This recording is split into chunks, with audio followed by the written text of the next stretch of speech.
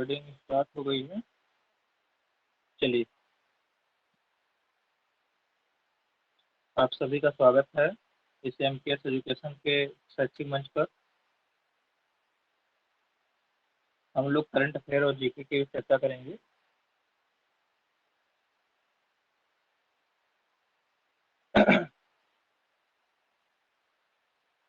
आज आपका 20 अगस्त है, लेकिन अभी हाल ही में आपका फोटोग्राफी दिवस मनाया गया है। तो उस पे क्वेश्चन है, प्रतिवर्ष दुनिया भर में फोटोग्राफी दिवस कब मनाया जाता है? फोटोग्राफी को लेकर के है। तो वह आपका दिवस अगस्त में आपका 19 अगस्त को सेलिब्रेट किया जाता है। जिस प्रकार से अगर हम अगस्त माह को देखें, आपका 19 को तो विश्व फोटोग्राफी दिवस के रूप में मनाते हैं, लेकिन अगर हम अगस्त माह को देखें तो आपको 4-6 ऐसे इम्पोर्टेंट दिवस हैं जो बार बार परीक्षा में पूछे जाते हैं और जिसे हमें ध्यान में रखना चाहिए। जैसे कि हम बात करें, आपका अगस्त माह का 1 से आपका 7 अगस्त तक हम लोग क्या मनाते हैं? विश्व स्तनपान सप्ताह। विश्व स्तनपान विश्व स्तनपान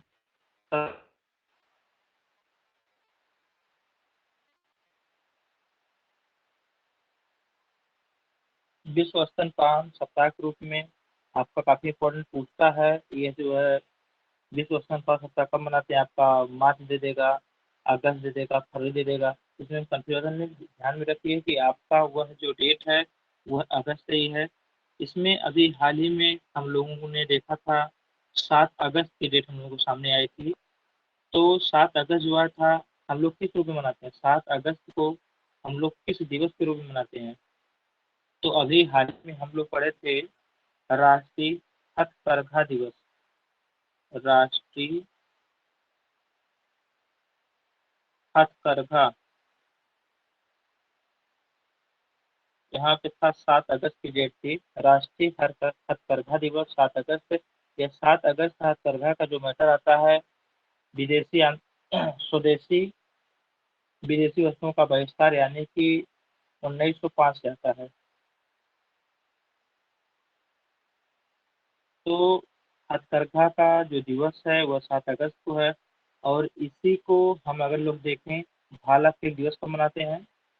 भाला फेंक दिवस, अगर हम भाला फेंक दिवस को भी देखें तो वह भी आपका 7 अगस्त ही है। हथकरघा, भाला फेंक दिवस।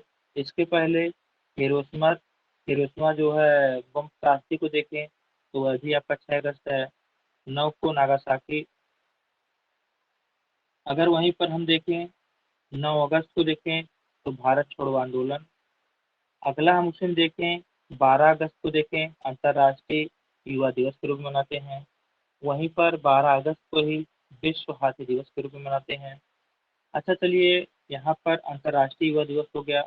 हम राष्ट्रीय युवा दिवस कब मनाते हैं? यहाँ पे अंतर्राष्ट्रीय की बात हो गई। हम अंतर्राष्ट्रीय, अगर हम सिर्फ हम कह दें युवा दिवस हम कब मनाते हैं, तब आपका जवाब क्या होगा? 12 जनवरी। उसी प्रकार से डेंगू निरोध दिवस हम लोग 10 अगस्त को मनाते हैं। अभी आप लोगों ने हाल ही पढ़ा था, 13 अगस्त को क्या मनाते हैं? विश्व अंगदान दिवस। उसी में अगर हम जोड़ दें विश्व रक्तदान दिवस, विश्व रक्तदान को जोड़ें तो आपकी डेट आती है 14 जून। 14 जून को विश्व रक्तदान दिवस के रूप में मनाते हैं। उसी में इसी कड़ी में अगर हम अगस्त माह में आगे बढ़ें तो आपका 26 अगस्त को महिला समानता दिवस के रूप में मनाया जाता है। 26 अगस्त को महिला समानता दिवस, महिला समानता दिवस के रूप में मनाते हैं।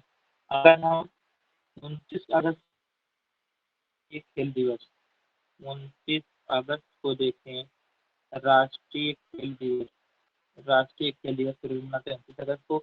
आपको पता होगा कि खेल जगत का सबसे बड़ा जो पुरस्कार है इस समय मेजर ध्यानचंद पुरस्कार है, लेकिन सबसे पहले इसको हम लोग अर्जुन पुरस्कार के नाम से जानते थे। अर्जुन पुरस्कार। आपका क्वेश्चन बनता है कि खेल जगत में अर्जुन पुरस्कार पाने वाले प्रथम भारतीय कौन थे? नाम बता दीजिए आप लोग। आवाज मिले तो बताइए। खेल जगत में भारत का सबसे बड़ा पुरस्कार पाने वाले कौन थे? उनका नाम क्या था? जो पहले मेजर आपका ध्यान। नाम जो है अर्जुन, और कोई बता दे।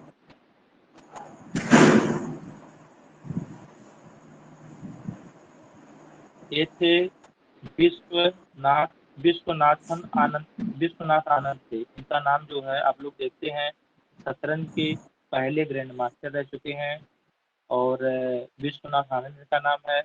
अभी हाल ही में आपके शतरंज के 75वें ग्रैंड मास्टर बने हैं। शतरंज के 75वें ग्रैंड मास्टर हैं। इनका नाम तो इस समय क्या करके, प्रवीण क्या करके हैं, चेन्नई के हैं। ये 75वें ग्रैंड मास्टर बन गए हैं। नाम तो बहुत कन्फर्म नहीं आता, प्रवीण करके कुछ है, वीणा प्रवीण या प्रवीण कुमार क्या नाम है। चेन्नई के रहने वाले हैं, भारत के ग्रैंड मास्टर। वहीं पर आपके अर्जुन पुरस्कार की बात करें तो प्रथम पाने वाले आपके विश्वनाथ आनंद हैं। और प्रथम जो भारतीय हैं, इसके साथ साथ जो है इनकी और कई पुस्तकें भी चर्चित हैं विश्वनाथ आनंद की, इसको आपको याद रखिए। और ना कि ध्यानचंद है, ध्यानचंद को हॉकी का जादूगर कहा जाता है। ये आपका जो हॉकी है, ये आपका राष्ट्रीय खेल है भारत का। चलिए अगला क्वेश्चन देखिए। पहले 2 वर्षों के बच्चों के विकास पर ध्यान केंद्रित करने के लिए हाल ही में शुरू किए गए एक राष्ट्रीय अभियान का नाम। एक आपका राष्ट्रीय अभियान प्रारंभ किया गया है, और वह जो अभियान है वह पालन पालन 1000 के नाम से है। पालन 1000 के नाम से आपका एक राष्ट्रीय अभियान प्रारंभ किया गया है। अब यह राष्ट्रीय अभियान प्रारंभ किया गया है पालन 1000। इसका उद्देश्य क्या है? इसका उद्देश्य है कि आपके 2 साल के बच्चों में इनमें आपका जो है विकास करना, जैसे कि मानसिक, शैक्षिक, यानी कि सर्वांगीण, यानी कि हर एक क्षेत्र में इनके विकास पे कैसे इनको डेवलप किया जाए, इनके खान पान के ध्यान रखने के लिए आपका एक अभियान चलाया गया। उसका नाम ही उसका है पालन 1000। अगर हम बात करें आपके केंद्रीय स्वास्थ्य मंत्री की बात करें, तो वर्तमान आपके केंद्र में स्वास्थ्य मंत्री की बात करें तो आपके मनसुख मंडाविया हैं। लेकिन यह जो पालन 1000 अभियान चलाया गया है, ये किसके द्वारा चलाया गया? तो वह है केंद्रीय स्वास्थ्य राज्य मंत्री। एक अलग से पद है केंद्रीय स्वास्थ्य राज्य मंत्री। ये कौन है? डॉक्टर भारती प्रवीण कुमार। डॉक्टर भारती प्रवीण कुमार महिला है। डॉक्टर भारती प्रवीण कुमार इनके द्वारा संचालित है, और यह जो है केंद्रीय स्वास्थ्य राज्य मंत्री हैं। अगर हम वहीं पर बात करें सेंट्रल में, आपके स्वास्थ्य मंत्री कौन है? तो मनसुख मंडाविया जी हैं। इससे जो है आप लोग देख रहे हैं कि हमारा जो है बाल मृत्यु दर है, इसमें काफी सुधार हुआ है। अगर हम बाल मृत्यु दर की बात करें, आपका डाटा इंपॉर्टेंट है। बाल मृत्यु दर की बात करें, अगर हम वहीं पर 2014 की बात कर लें, बाल मृत्यु दर पे आप देखेंगे कोई भी इस तरह की घटना होती है बाल मृत्यु दर, जैसे अभी था वुमेन का था जो है 1000 बच्चों को जन्म देने में कितनी महिलाओं की मृत्यु हो जाती है, इस पे था। तो उसी प्रकार से जैसे कि आपका लिंगानुपात हो गया, ये सभी जो होते हैं 1000 पे की गणना की जाती है। 1000 पे कितने लोग बच रहे हैं, कितने लोग मृत्यु हो जा रहे हैं, कितने लिंगानुपात में कितने लड़के हैं, कितने लड़कियां हैं, इस पे आपका ज्ञान रहता है। अगर हम बाल मृत्यु दर की बात करें तो 2014 में ही 1000 पे 45 था। यानी कि यदि 1000 बच्चे जन्म लेते थे, उसमें से आपके 45 बच्चों की मृत्यु हो जाती थी। लेकिन इसमें काफी सुधार हुआ है। वह सुधार आपको देखने में मिलता है 2019 में 1000 पर आपका घटकर 35 हो जाता है।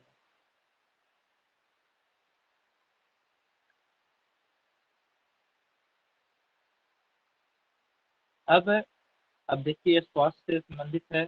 अगर हम स्वास्थ्य के क्षेत्र में देखें, एक आपके भारत में चलता है आयुष्मान भारत योजना। आयुष्मान भारत योजना। अच्छा, आप लोग आयुष्मान भारत योजना के बारे में जानते होंगे, बता दीजिए इसमें क्या होता है। अगर हम आयुष्मान भारत योजना की बात करें तो आपका यह संचालित होता है 23 सितंबर 2018 से संचालित होता है। संचालन तो इम्पोर्टेंट है ही, इसके साथ ही पूछता है यह कहाँ से संचालित किया गया, मतलब यह कहाँ से प्रारंभ किया गया। तो आपका यह होता है रांची। रांची कहाँ पे है, बता दीजिए। रांची आपका झारखंड में है।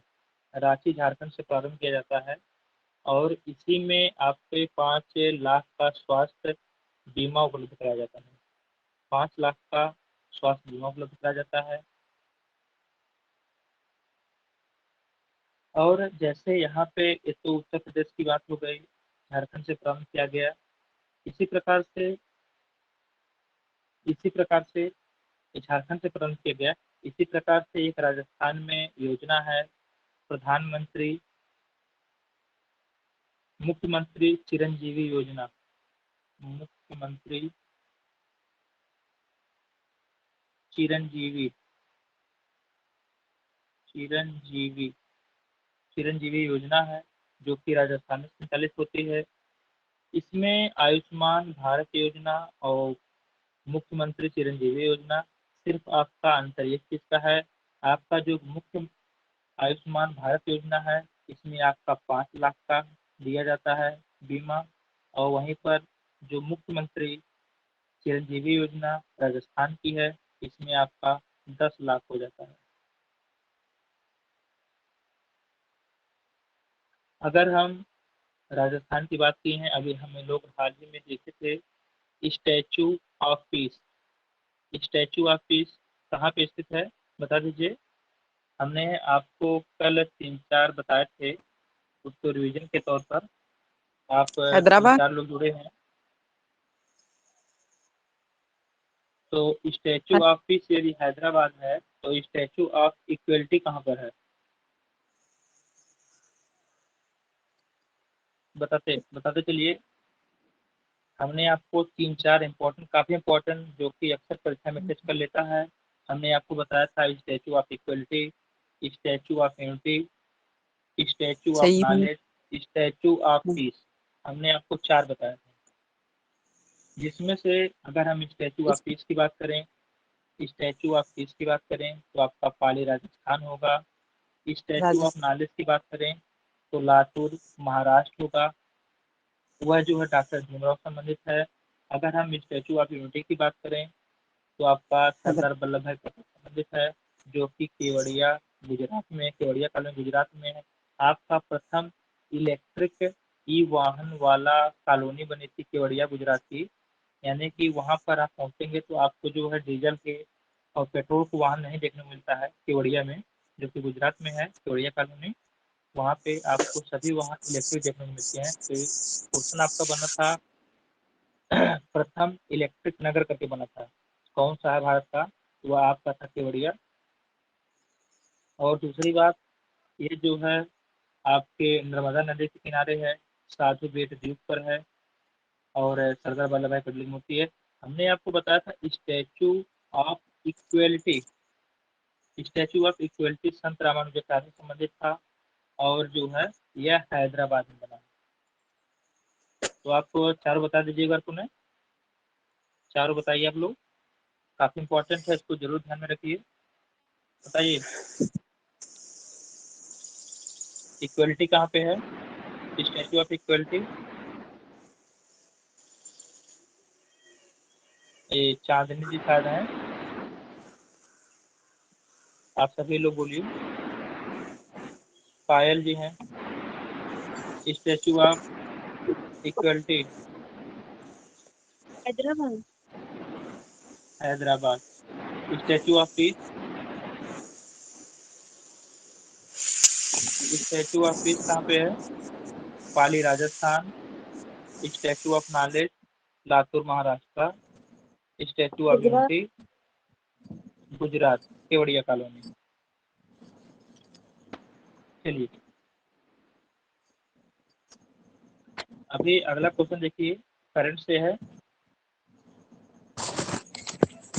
बोस्टक, देखिए बोस्टक 2022, बोस्टक 2022 सैन्य अभ्यास, सैन्य का आयोजन कहाँ किया गया? बोस्टक 2022 सैन्य अभ्यास का आयोजन कहाँ किया गया?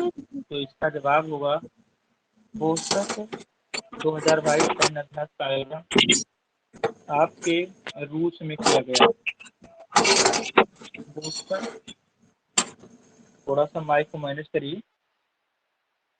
बोस्टक 2022 सैन्य अभ्यास आपके रूस में आयोजित होता है।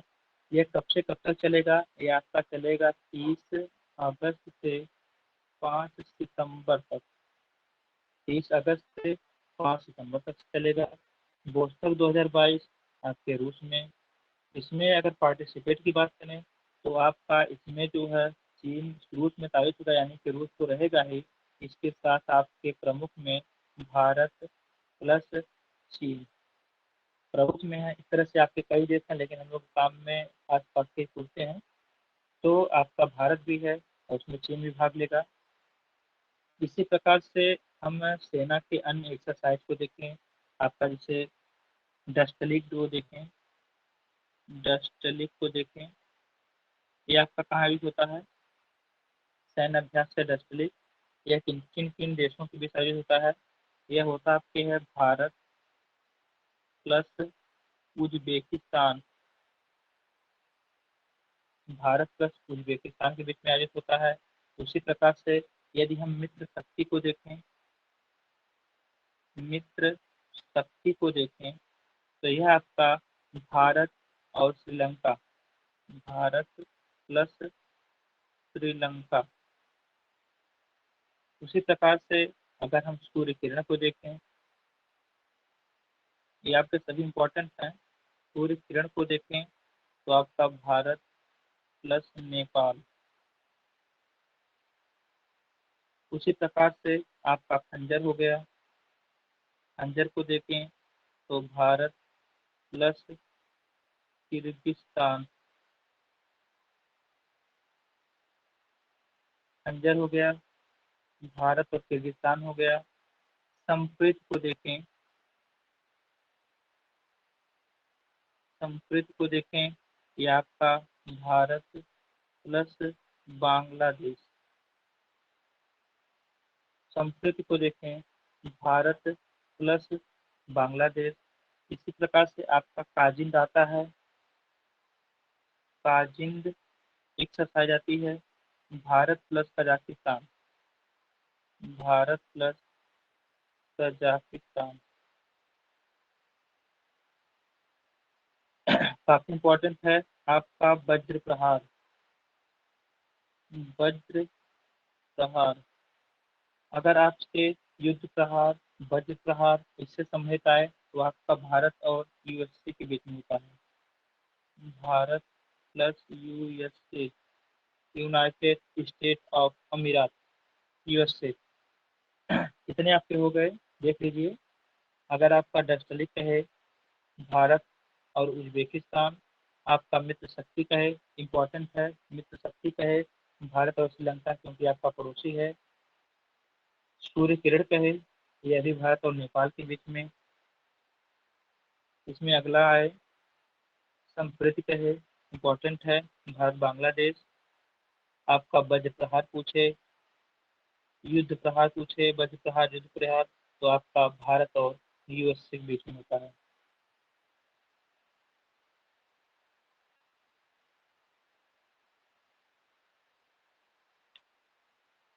अच्छा, भारत का सर्वाधिक साक्षरता वाला राज्य कौन सा है?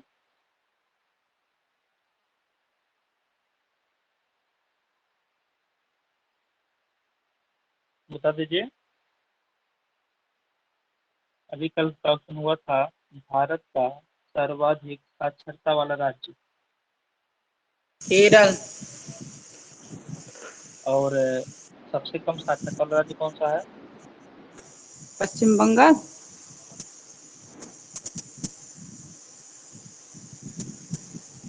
आपका भारत की बात कर रहे हैं, आपका उससे भी पिछड़ा आपका बिहार है। हाँ, बिहार।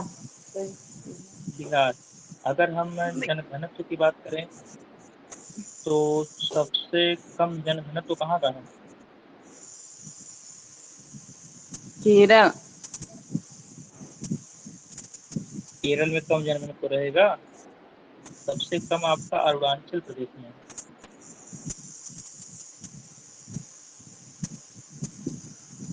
उसमें आपका 17 लोग प्रति वर्ग किलोमीटर का है, आपका अरुणाचल प्रदेश है। अच्छा, अरुणाचल प्रदेश में जो आपकी नदी प्रवेश करती है, ब्रह्मपुत्र, किस नाम से प्रवेश करती है?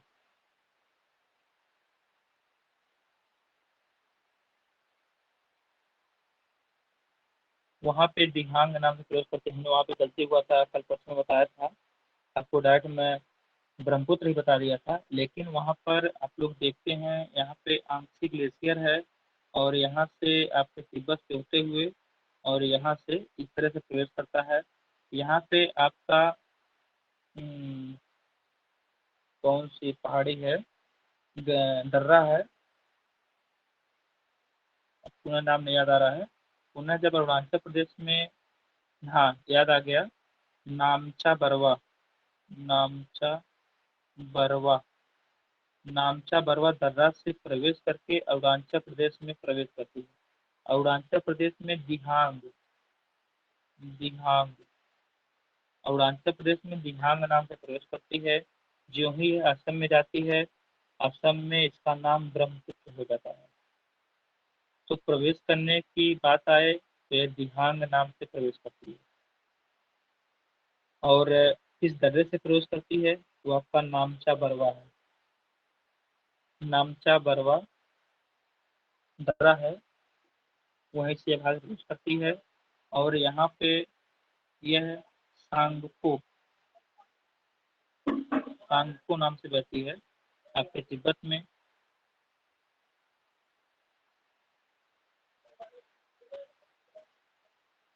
चलिए अगला क्वेश्चन देख लीजिए। प्रधानमंत्री नरेंद्र मोदी भारत के लोगों से विकसित राष्ट्र के लिए कितने प्रण लेने का आह्वान किया है?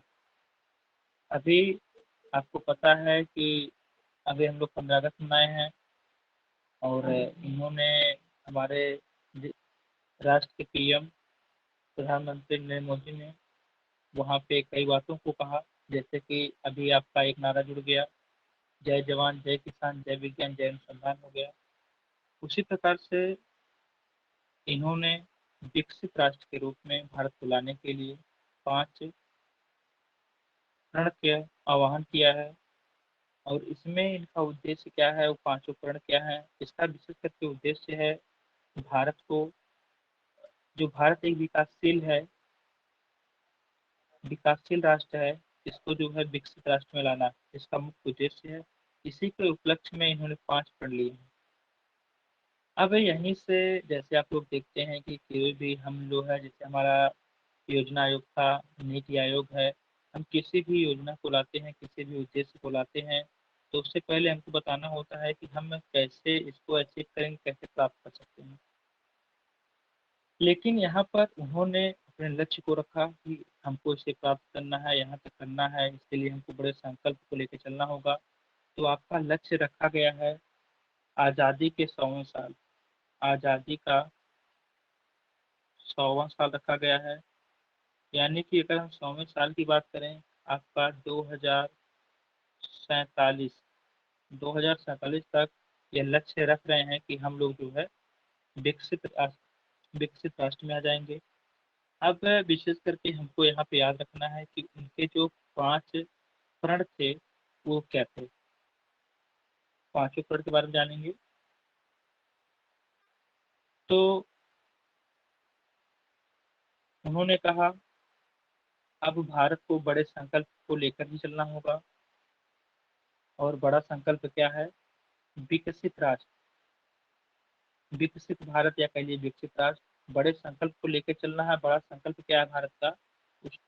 खुद को विकसित राष्ट्र में घोषित करना, खुद को विकसित राष्ट्र बनाना।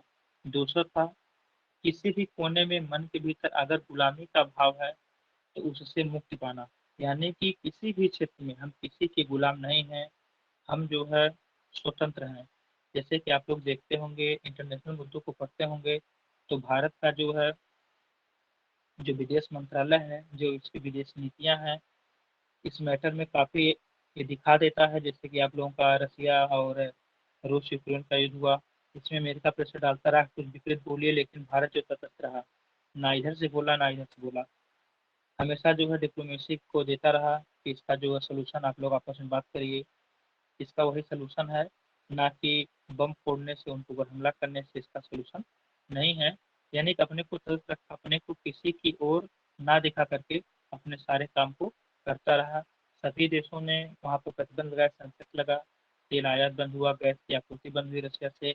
आपके जो है फर्टिलाइजर है, आपका रसिया जो उसका रॉ मटेरियल है उसका सबसे बड़ा उत्पादक है, रसिया भेजता है।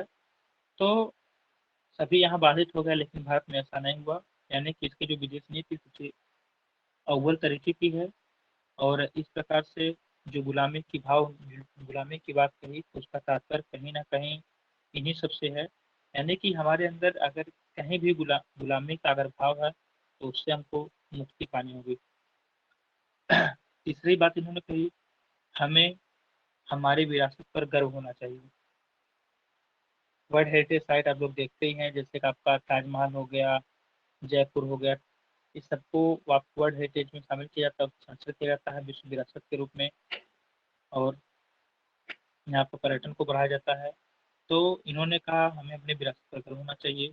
एकता और एकजुटता, चौथी बात इन्होंने कही, एकता और एकजुटता, हमें आपस में एकता दिखानी चाहिए, एकजुटता होनी चाहिए।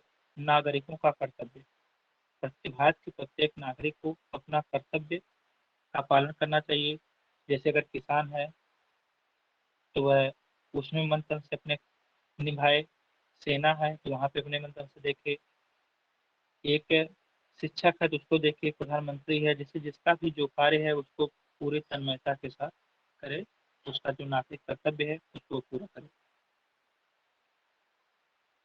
चलिए अभी देख लीजिए, एक आपका आया है कि खिलाड़ियों को 2% आरक्षण को लेकर। तो आपका क्वेश्चन कुछ इस प्रकार हो जाएगा, किस राज्य सरकार ने सभी सरकारी विभाग में खिलाड़ियों को नौकरी में 2% आरक्षण देने की घोषणा। यानी कि नौकरी में नौकरी में 2% आरक्षण। यह आपका जो 2% आरक्षण है, यह किसको दिया जाएगा?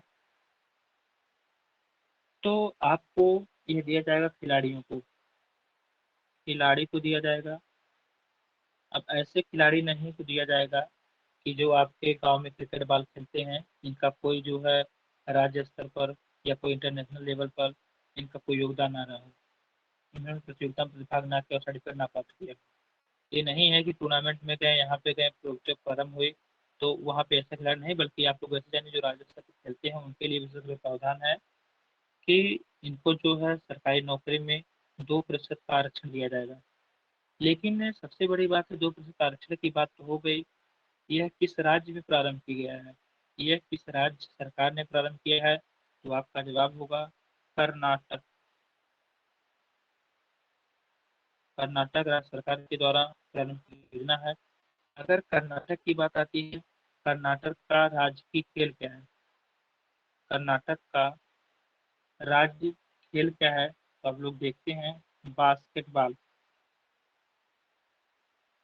बास्केटबॉल, ये जो आपका बास्केटबॉल है, ये आपके कर्नाटक का है। इसके साथ साथ आपका राजस्थान का भी है राज्य खेल। बास्केटबॉल कर्नाटक के साथ साथ आपका राजस्थान का भी है। चलिए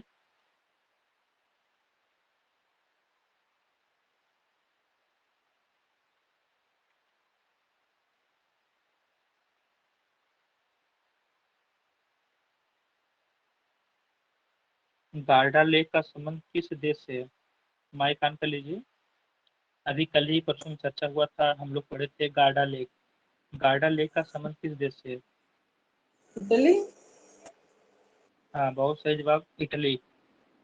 इटली की गंगा के नाम से किस नदी को जाना जाता है? किस नदी को इटली की गंगा कहते हैं? सापू है। स, वह आपकी नदी है पो नदी। सापू। पो नदी। ब्लड ग्रुप के खोजकर्ता कौन थे? ब्लड ग्रुप के खोजकर्ता बता दीजिए। हमने अभी कल परसों में पढ़ा था ब्लड ग्रुप और आरएच फैक्टर, रक्त परिसंचरण तंत्र। बीनर। बता दीजिए, हमने बताया था। बीनर। अब हाँ, बाहर ले। ले लीजिए, वही है जो है। अच्छा, ठीक है। हमने वहाँ पे आपका Landsteiner, Wiener, William Harvey,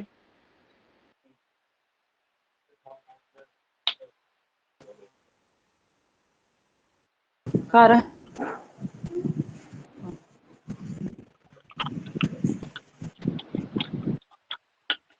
blood group में हमने बताया था आपको लैंड स्टीनर, वहीं पर आरएच फैक्टर को बताया था, वीनर, और रक्त परिसंचरण तंत्र को हमने बताया था विलियम हार्वे।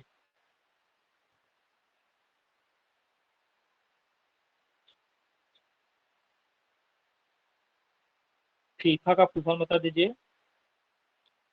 फीफा का फुल फॉर्म बता दीजिए।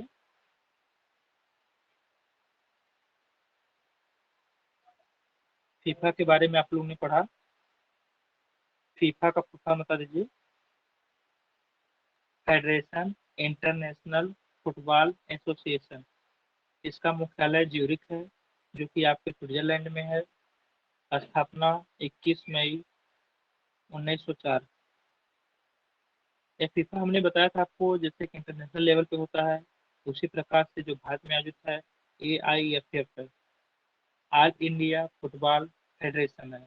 अगर आपके लिए इम्पोर्टेंट है, इसमें चर्चा में है, चर्चा कारण हमने बताया था, क्योंकि जो आपका फीफा है AIFF को उसे बाहर कर दिया है। बाहर करने का कारण हमने आपको बताया था कि उसका जो नियम कानून था, अध्यक्ष को 3 बार से ज्यादा नामित नहीं होना है। एक ही व्यक्ति को 3 बार से अधिक वह AIFF का अध्यक्ष नामित नहीं हो सकता। लेकिन वहाँ आपके जो है वो थे प्रफुल्ल प्रफुल्ल पटेल जी थे, जो कि इसके 3 से बार से इनका कार्यकाल ऊपर हो रहा था, यानी कि एक बार का कार्यकाल 4 वर्ष का होता है, यानी 12 वर्ष से ऊपर थे। इसी के चलते वहाँ पे नए अध्यक्ष नहीं चुने गए, अपने बजट बनाए रखे, और यही कारण है कि वो बाहर हो गया, जो कि आपका 11 से 23 अक्टूबर के बीच में आयोजित होना था, और इसको यहाँ से कैंसिल कर दिया गया। तो AIFF का हमने आपको बताया, all India football federation, headquarter आपका द्वारका नई दिल्ली में है। इसका विशेष करके आपको स्थापना याद रखना है AIFF का, क्योंकि ऑल इंडिया फुटबॉल फेडरेशन, तो स्थापना अगर हम बात करें तो आपका 23 जून 1937 का है। AIFF की स्थापना की बात करें तो आपका क्या है, 23 जून 1937। यहीं पर काफी इंपॉर्टेंट हमने बताया था आपको, लाल किले से संबंधित तिरंगा फहराने को। तो सर्वाधिक बार तिरंगा फहराने वाले प्रधानमंत्री कौन है, बता दीजिए। जवाहरलाल नेहरू। जवाहरलाल नेहरू। तो अगर हम जवाहरलाल नेहरू को याद करें, तो आप लोगों ने पॉलिटी में पढ़ा कि प्रस्ताव उद्देश्य कौन लाए थे? प्रस्ताव उद्देश्य किसके द्वारा लाया गया था? जवाहरलाल नेहरू। कब लाया गया, काफी इम्पोर्टेंट है, याद नहीं आवत है। बताइए। नाम बुला के। आपको जो 9 जुलाई का डेट याद है, वह नौ संविधान सभा की जुलाई वो प्रथम बैठक है। 9 जुलाई ये में आपका 80। ये आपका डेट जो है वो आपका 13 दिसंबर है। 13 दिसंबर 1946 का डेट है और इसे स्वीकार किया जाता है 22 जनवरी 1947 को। और यहाँ पर अगर तिरंगे की बात करें तो आपके पंडित जवाहरलाल नेहरू हैं, जिन्होंने 17 बार तिरंगे को फहराया है। और आपके वर्तमान के प्रधानमंत्री पीएम नरेंद्र मोदी जी हैं, इन्होंने 9 बार फहराया है। वहीं पर हमने तिरंगा के निर्माणकर्ता की बात किया था, तो पिंगली वेंकैया। अगर वहीं पर आपसे क्वेश्चन पूछते कि तिरंगा को प्रथम बार विदेशों में किसने फहराया, तिरंगे को सर्वप्रथम विदेशों में किसने फहराया, तो मैडम भीखाजी कामा का नाम आता है।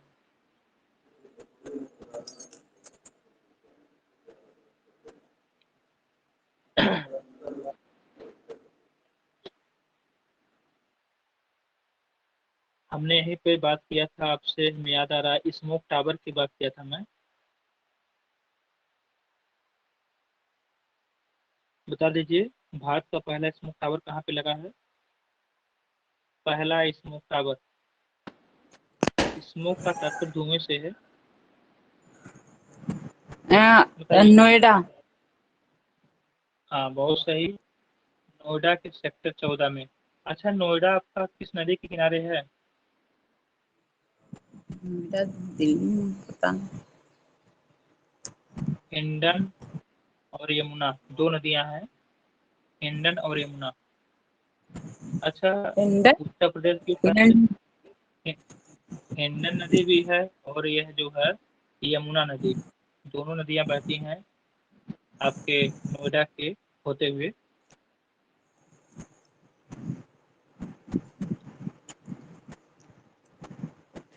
अच्छा, नदी की बात आती है तो भारत की सबसे लंबी नदी कौन सी है?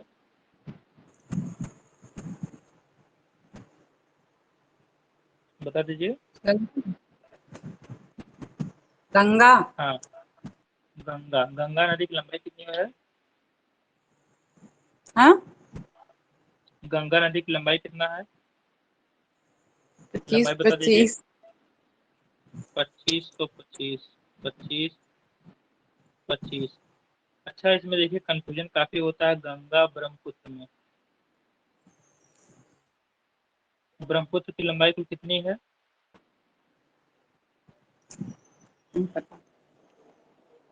ब्रह्मपुत्र की अगर हम कुल लंबाई की बात करें तो यह होती है 2900 किलोमीटर।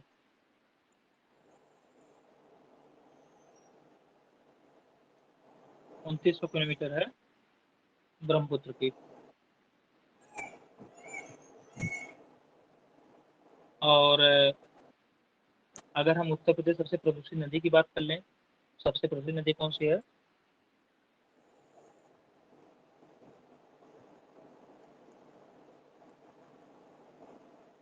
आपकी गोमती नदी है।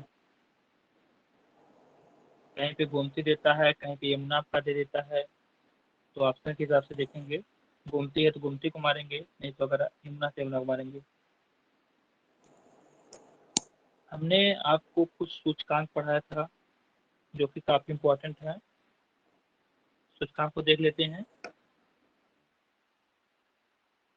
भारत की स्थिति क्या है सूचकांक में, आप बताने का प्रयास जरूर करिएगा।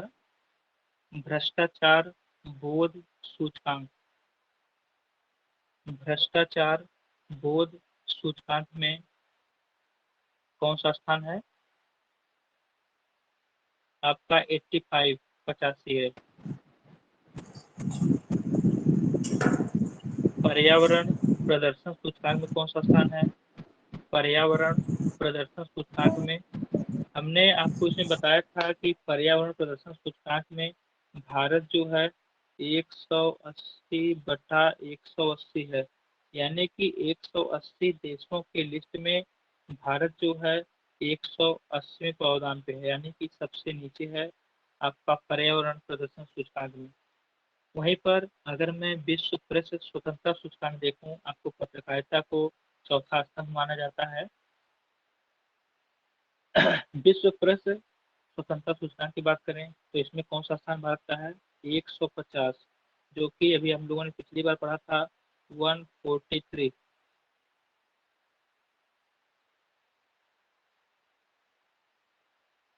वैश्विक शांति सूचकांक में भारत का कौन सा स्थान है? वैश्विक शांति सूचकांक, शांति सूचकांक में देखेंगे आपको 135 मिलेगा, 135 मिलेगा। राज्य खाद्य सूचकांक में आपका भारत का स्थान चौथा है।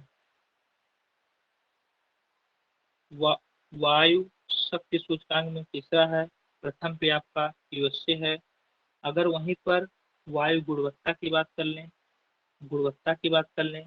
तो प्रथम पे आपका बांग्लादेश है, जबकि गुणवत्ता के मैटर में आपका जो इंडिया है वह 5वें स्थान पे है।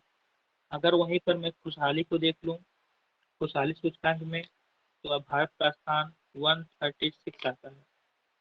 अगर वहीं पर भुखमरी को देख लें, आपका 94 था, 94 था, और वहां से भाग करके 6 प्रावधान आपका भुखमरी सूचकांक में 101 पे आ गया, यानी कि पहले से भुखमरी बढ़ गई। अच्छा, आपको पता होगा कि फ्री कोचिंग संचालन, जैसे अगर हम उत्तर प्रदेश में बात करें तो किस नाम से आपकी फ्री कोचिंग योजना चल रही है? अगर मैं उत्तर प्रदेश की बात करूं, राजस्थान की बात करूं, झारखंड की बात करूं, विशेष करके आपका 3 राज्य को याद रखना है। तो फ्री कोचिंग योजना आई थी, इसके तहत जो है आपके अगर उत्तर प्रदेश की बात करें, अभ्युदय योजना, अभ्युदय योजना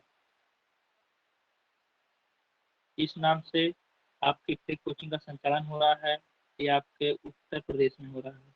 अभ्युदय योजना के अंतर्गत वहीं पे यदि मैं राजस्थान में देखूं तो यही जो है आपके फ्री कोचिंग का संचालन है, अनुकृत योजना, अनुकृत योजना के नाम से है, इसको याद रखना आपको है। अगर वहीं पर मैं झारखंड में बात करूं तो मुख्यमंत्री सारथी योजना, झारखंड में बात करूं तो मुख्यमंत्री सारथी योजना।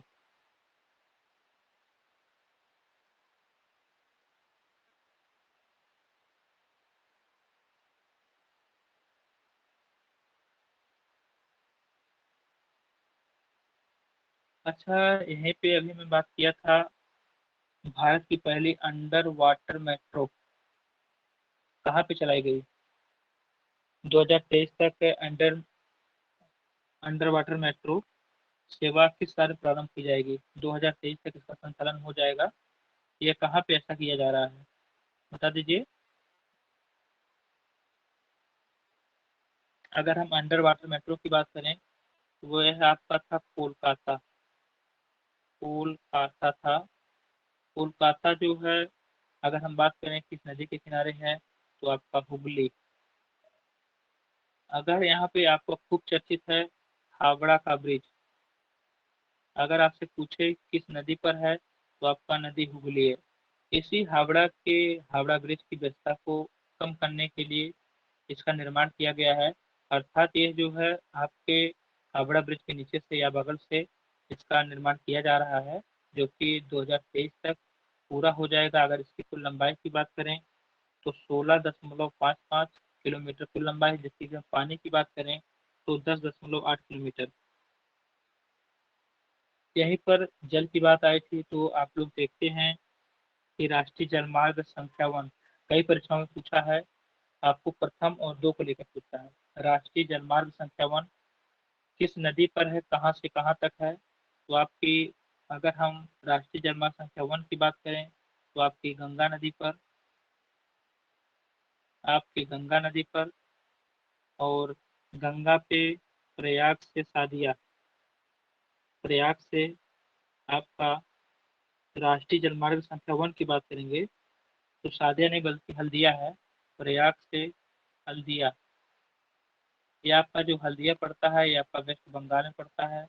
अगर हम वहीं पर द्वितीय की बात करें तो आपका सादिया से डुगरी पड़ता है, जो कि दोनों असम में है, और यहाँ पर यह ब्रह्मपुत्रा नदी पर है। सादिया से डुगरी असम, ये आपके 2 राष्ट्रीय जलमार्ग।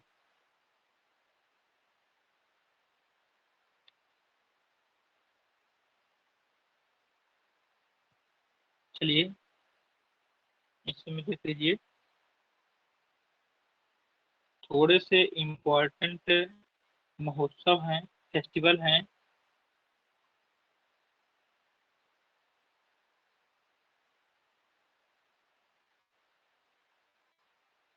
मेदराम महोत्सव काफी इम्पोर्टेंट है। मेदराम महोत्सव कहाँ पे आयोजित होता है? अगर हम मेदराम की बात करेंगे तो आपका तेलंगाना, तेलंगाना। खजुराहो फेस्टिवल की बात करें, खजुराहो फेस्टिवल की बात चले लिख नहीं रहे हैं हम। आप लोगों तक आवाज पहुंच रही है कि नहीं पहुंच रही है? इसको एक दो बार जरूर सुनिएगा। आवाज मिल रही है कि नहीं मिल रही है, तब इसको मिल रही। अगर वहीं पर आपसे खजुराहो फेस्टिवल की बात करें तो आपका मध्य प्रदेश। पुष्कर फेस्टिवल की बात करें, पुष्कर, पुष्कर फेस्टिवल की बात करें तो आपका जम्मू कश्मीर। अगर वहीं पुष्कर धामी की बात आ जाए तो आपके सीएम हैं उत्तराखंड के पुष्कर धामी। अगर वहीं पर ऊंट फेस्टिवल की बात करें, ऊंट महोत्सव, ऊंट का मेला कहाँ लगता है? सबसे बड़ा ऊंट का मेला भारत में, सबसे बड़ा ऊंट का मेला कहाँ लगता है? बता दीजिए। राजस्थान के जो राजस्थान। राजस्थान में उसके लगने का कारण है क्योंकि बालू है और वहां पे चलने के लिए उनकी आवश्यकता है क्योंकि उसके पैर जो खद्देदार होते हैं, और तो जाहिर सी बात है वहीं पर उसकी आवश्यकता है। जब वहां पर उसकी आवश्यकता है तो वहां पे मेला लगेगा, उसका आयोजन होगा, उससे संबंधित जो भी कार्यक्रम होंगे। तो जो भारत का सबसे बड़ा ऊंट का मेला है आपके बीकानेर राजस्थान में लगता है। बीकानेर राजस्थान में लगता है। अगर वहीं पर बात करें स्पुतिक कस्टर फेस्टिवल, ये आपका लद्दाख है। शायद आपका माइक डिस्टर्ब है पायल जी। लद्दाख में शायद आपके यहाँ फैन चल रहा होगा या किस तरह का इंजन की आवाज आ रही है या डीजे भी बज रहा होगा। नहीं, तो समझ मेरे कर यहाँ क्या नहीं करिए। चल। अच्छा अच्छा, चलिए स्पुतिक गस्टर फेस्टिवल। अगर आपसे माइक बंद कर लीजिए, बोलना हो तभी ऑन करिए, कहें की आवाज आ रही है। कहाँ से आवाज आ रही है? बंद करिए थोड़ा। हाँ, सही हो गया। शायद आपकी कहाँ से समस्या थोड़ी कुछ रही होगी। चलिए अगला देख लीजिए स्पुतिक गस्टर फेस्टिवल। अगर स्पुतिक गस्टर फेस्टिवल की बात करें, ये आपका लद्दाख से है, लद्दाख। अच्छा, लद्दाख की बात आए तो यहीं पर लद्दाख में ही स्पुतिक गस्टर फेस्टिवल तो लद्दाख हो ही गया। लद्दाख में ही आपको हमने कहा था बी सबसे ऊंचाई पर रोड ऑर्गेनाइजेशन। आपका क्वेश्चन इस तरह से पूछ सकता है, अभी हाल ही में बॉर्डर रोड ऑर्गेनाइजेशन ने ऊंचाई पर चयन युग की स्थापना किस राज्य में या किस केंद्र शासित की? आपको लगता है?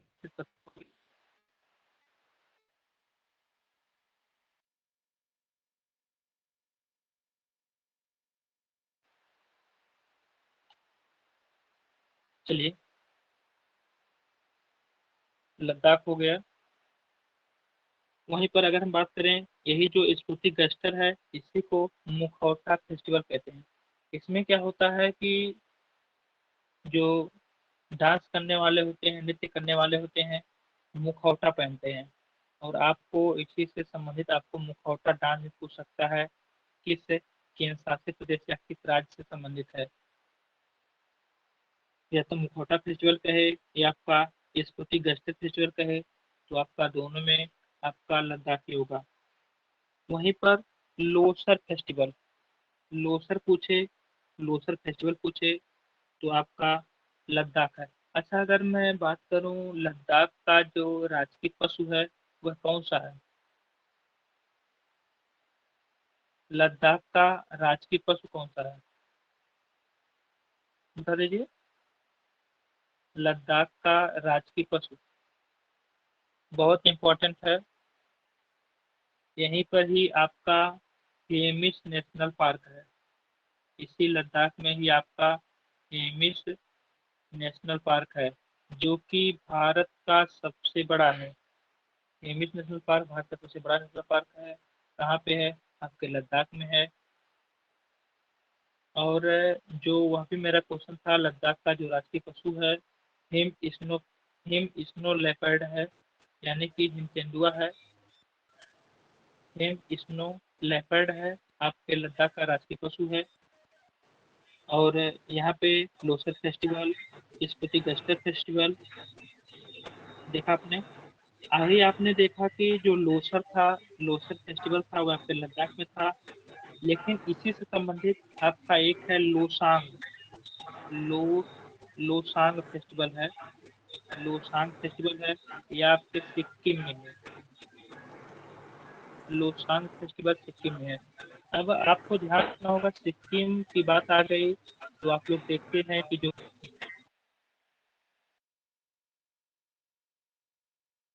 के नाम जाना जाता है, और आप सिस्टर के भाई के नाम से किस राज्य को जाना जाता है? सिक्किम में आपको नाथुला दर्रा देखने को मिलता है। अगर आपसे बात करें नाथुला दर्रा किसको किसको जोड़ता है, तो भारत को आपके जोड़ता है, जो कि चाइना का भाग है।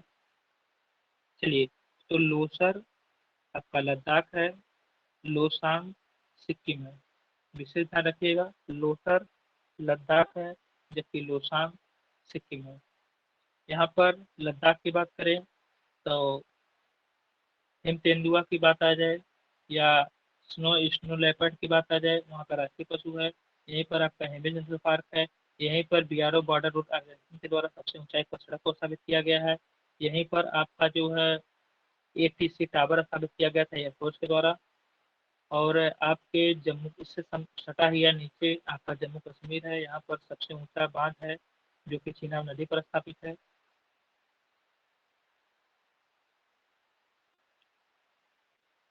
चलिए, अब देखिए, यहाँ पर हेमिस नेशनल पार्क आपने पढ़ा, और यहीं पर हेमिस फेस्टिवल की भी बात आ जाए, Hemis national park, Hemis festival की बात आ जाए, तो वह भी आपका लद्दाख है। एक आपका होता है हार्नबिल फेस्टिवल। हार्नबिल फेस्टिवल किस राज्य से संबंधित है? हार्नबिल की बात नागालैंड। करें, बहुत सही, नागालैंड। आपका मकर बिलक्कू से बात करें, केरल। बहुत सही, मकर बिलक्कू त्योहार आपका केरल से संबंधित है।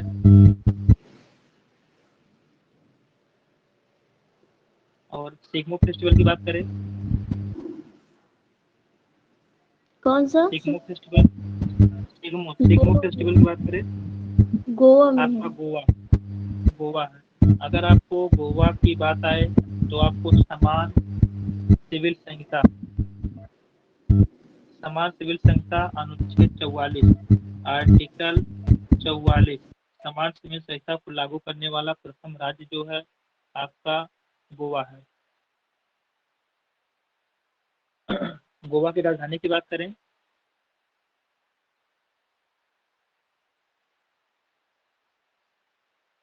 गोवा की राजधानी आपकी पणजी है। और आपका यहीं से क्वेश्चन पूछता है कि सबसे बाद में पुर्तगाल लोग भारत के किस राज्य से गए, तो आपका गोवा आता है। और वह आपकी डेट आती है,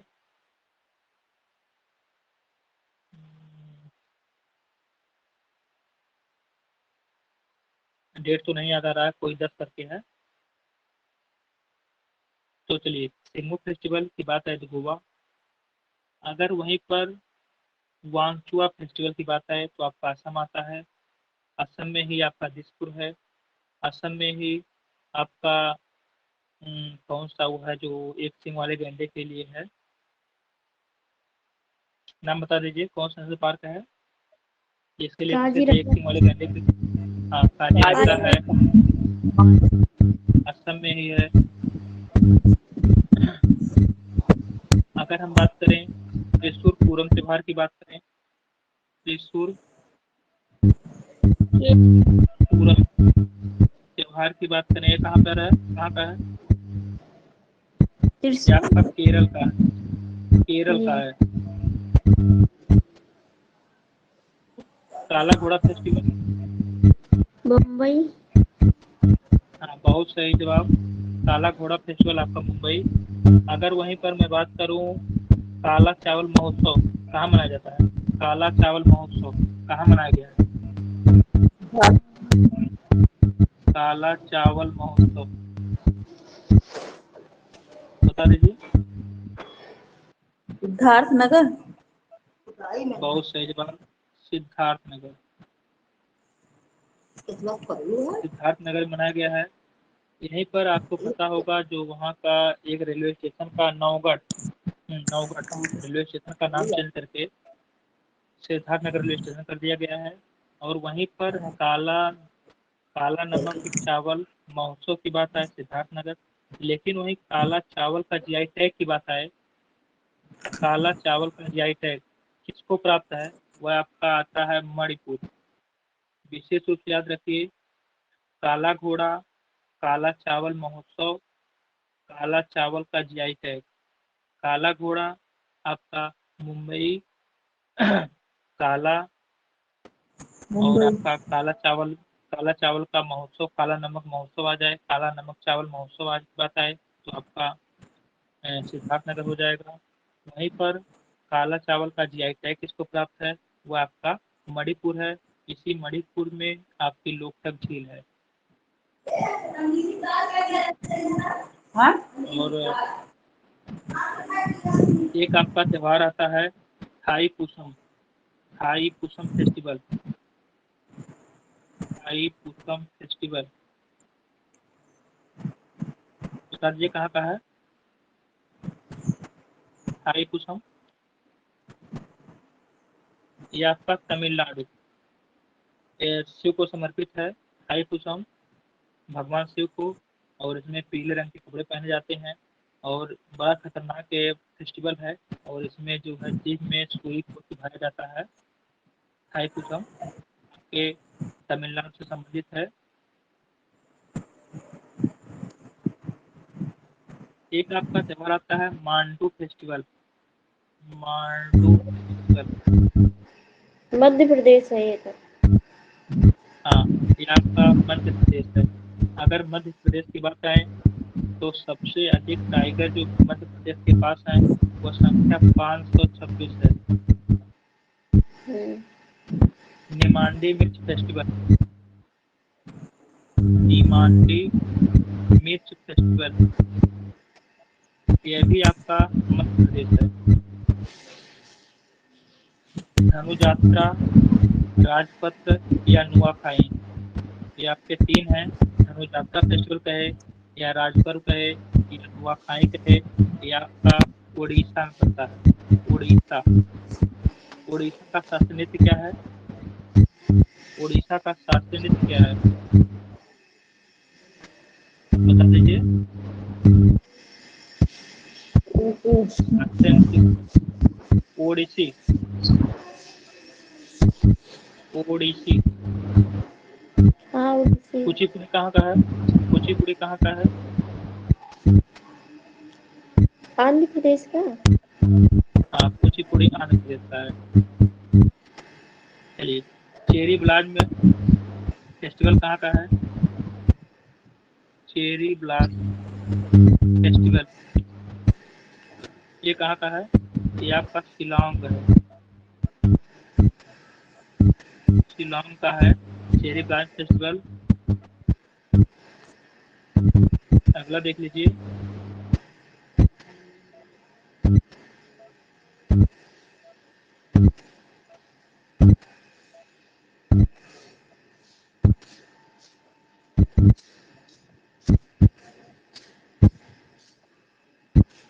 यहाँ पे पेज समाप्त हो गया, 25 पेज दूसरा एक बार में है। चलिए अगला देख लीजिए। हेरात फेस्टिवल की बात करें, हेरात फेस्टिवल आपका जम्मू और कश्मीर में है। यहीं पर हेरात तो जम्मू कश्मीर का कुछ समझ में आता है, लेकिन इसके बाद दो कन्फ्यूजन वाला है। हरेली हरेला, ध्यान से देखिए, हरेली फेस्टिवल और एक आपका आता है हरेला, हरेला हरेला फेस्टिवल। ये देखिए दोनों में बारीक अंतर है। हरेला तो आपका जो मतलब उत्तराखंड है और हरेली प्रदेश है। हाँ, आपका जो हरेली फेस्टिवल है ये आपका छत्तीसगढ़ है, छत्तीसगढ़ है। आपका जो हरेला है यह उत्तराखंड है। अब देखिए इसमें अंतर क्या है, इसमें ला आया है, इसमें भी आ आया है। देखिए हरेला में आ आया है, उत्तराखंड में आया है। और देखिए यहाँ पे ई आई है, यहाँ पे ई आई है। इससे आप लोग याद करने में आसानी होगी। हरेली तो कंफ्यूजन होगा कि कौन सा छत्तीसगढ़ का है, कौन सा उत्तराखंड का है। अगर आप यहाँ तक पकड़ ले गए कि हरेली हरेला का संबंध है उत्तराखंड छत्तीसगढ़ से है, तो आप इनकी मात्राओं से पता कर सकते हैं। तो हरेली छत्तीसगढ़, हरेला उत्तराखंड। अगला आता है पोंगल फेस्टिवल, जो कि आपका तमिलनाडु से है। ओणम की बात आए, बहुत पूछता है, पोंगल और केरल। ओणम। पोंगल आपका तमिलनाडु है, ओणम आपका केरल है। छठ पर्व की बात करें तो आपका विशेष करके यह बिहार से संबंधित है, लेकिन ऐसा चला जा रहा है। ट्यूलिप फेस्टिवल की बात करें तो आपका जम्मू कश्मीर से है। कथकली ये आपका केरल से है। बोगालू महोत्सव की बात करें, हाँ, अटकल पोंगल की बात करें, अभी आप लोगों ने देखा पोंगल की बात की हम, तो आपको पोंगल देखने को मिला। पोंगल फेस्टिवल की बात की तो आपको तमिलनाडु देखने को मिला, हेलो। लेकिन वहीं पर हाँ जी। ट्यूलिप पोंगल, हाँ बस बंद कर रहे हैं 2 मिनट।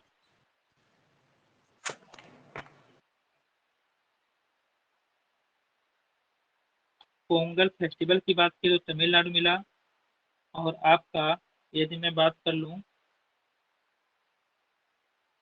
हाँ, अट्टुकल पोंगल की बात करें, पोंगल फेस्टिवल तमिलनाडु, अट्टुकल पोंगल की बात करेंगे तो यह आपका केरल मिल जाएगा, यह आपका केरल मिलेगा। अट्टुकल पोंगल केरल और पोंगल फेस्टिवल तमिलनाडु, दोनों में बारीक अंतर है, आपको थोड़ा सा ध्यान रखना है। चलिए, तो हम यहीं पर जो है कक्षा को समाप्त करते हैं।